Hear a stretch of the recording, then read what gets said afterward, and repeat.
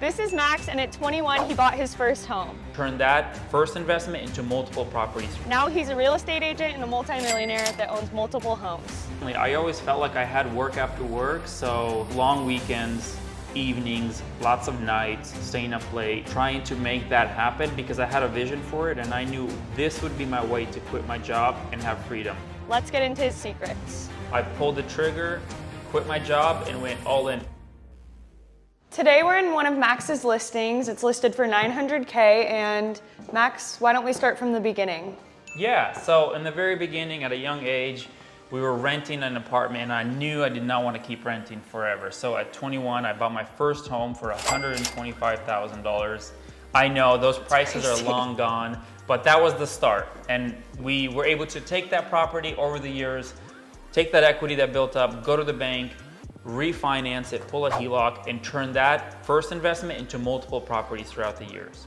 All right, Max, so tell us how you went from your initial investment to growing your business and having more. That's a good question. Yeah, so like I mentioned, I took the equity that we had from the very first property, and the reason it grew in price is because we put a lot of work into it. We remodeled it, we came in, we updated the paint, the floors, the cabinets. We did a lot of work to the property to force appreciation. Okay. We went to the bank, we refinanced it, took a HELOC out, and we were able to take that difference and put that as a down payment for another property. And we did that a couple of times. They were all single level, three bedroom, 2-bath homes, just very simple ranches. And the reason for that is I knew they would be really desirable and easy to rent out. Okay. Everyone's looking for a 1-story, 3-bedroom, 2-bath. When did you get started with Airbnb? Yeah, so I had this realization that I have a tenant in place, they're paying off my mortgage, and then there's cash flow on top of that. And then Airbnb started becoming really popular, and I thought, you know, I could really maximize this investment even more by furnishing it and putting it on Airbnb as a short-term rental, like a hotel. So we put some more money in, invested into furniture and staged it, and a couple of our long-term rentals we turned into short-term rentals, and they were actually more profitable than before. So as an investor, you kind of go through these stages and you start to realize and optimize your properties and your portfolio. You start seeing opportunities as you're in the middle of it. So Max, you're also a real estate agent. How did you get into that? How was getting your license? It was definitely a journey. Early in my career, I was a photographer and a videographer. I did freelance work. I was shooting weddings, music videos, all kinds of stuff, portraits. And then I went into doing a little bit of commercial work. And then to be financeable, to be able to obtain a loan and purchase a home, I needed a stable income. So I went and got a 9-to-5 working for an ad agency doing content. This was all in the background of me trying to purchase homes. So I needed that stability of the 9-to-5 to be able to qualify for a loan. After a few years of doing that, I realized I hit the ceiling at that place and I wanted more freedom and I wanted more to be in more control of my finances. So I said, you know what, I'm gonna go get my real estate license. I enjoy it, I love it, I see opportunity here, and I think I could really do well. And I got my license in the state of Washington. I started selling part-time, and then when I had enough traction, I pulled the trigger, quit my job, and went all in full-time as a real estate agent. What were some of the challenges that you faced trying to get your real estate license while you were working a 9-to-5? Yeah, definitely. I always felt like I had work after work. So whether I'm getting some supplies at the store to take to a project, or if I'm doing my hours to get my real estate license for the state of Washington, there was always something that needed to be done. So long weekends, evenings, lots of nights, staying up late, trying to make that happen because I had a vision for it, and I knew once I got my license and I had some traction, this would be my way to quit my job and have freedom. Yeah, so what advice would you give someone who's trying to juggle side gigs? How do you stay focused and motivated?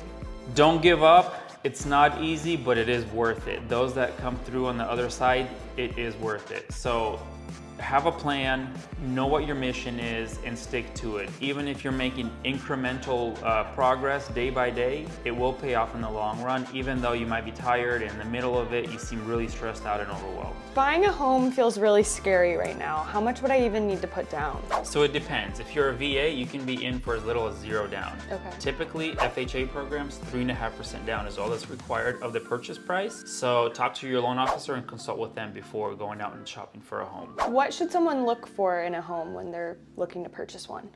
Good question. You know what? There will never be the perfect home. There's always something, but things that you cannot change is the location of the home, the school district, things like that. Paint color, floors, carpet, these things you can all change about the home, but the floor plan for the most part and the location of the home is something that you're stuck with once you buy it. So keep that in mind. Good to know. Yeah. Speaking of changing homes, I know that you have a lot of experience with flipping them. Yes. Could you tell me a little bit about that? Yeah, so I kept seeing deals as an agent that I would share them with my friends and family, people looking for homes, and they would pass on them for various reasons. And I thought, man, this is worth a lot more if it was just updated a little bit.